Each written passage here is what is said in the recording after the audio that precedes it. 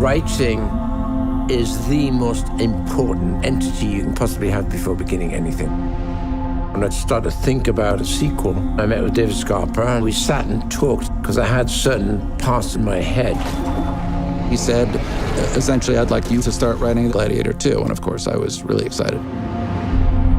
There was a lot of wrestling with all the specific challenges that go with having a movie that's 25 years later, having a movie where both the hero and the villain die at the very end. But the first movie, in its wisdom, teed up this character of Lucius. And that created the idea of telling the story almost like the Odyssey, in a sense. The Odyssey takes place many years after the end of the Iliad. So it's the idea of picking up these characters much further down the road and telling a story from a very different point of view. The story they came up with, it was brilliant. It speaks to a deep human experience. The idea that struck me as most interesting is the idea of somebody who has been cast to the wind and has fled from Rome and been cut off from everything. We wanted to create this kind of Shakespearean rage within Lucius, which is the idea that the most bitter thing that he could possibly find upon returning to Rome is that his mother is with the guy who killed his wife and destroyed his city. Use your rage in my service, and you will have his head. It drives him further from Rome, and so it gives him much further to go when he finally does this 180 over the course of the movie. The gates of hell are open night and day.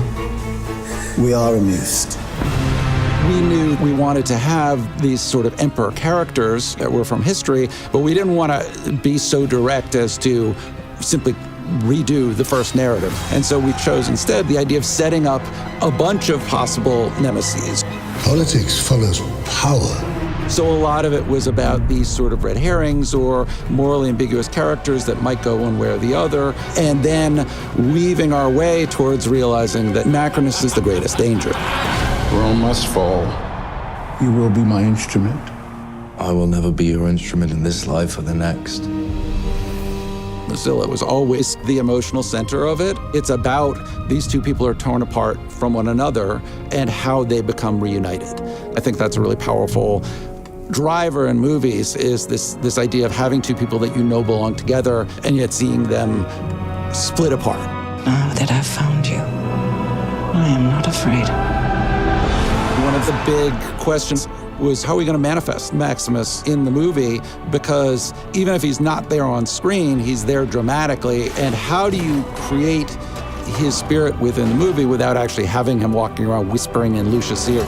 Take your father's strength.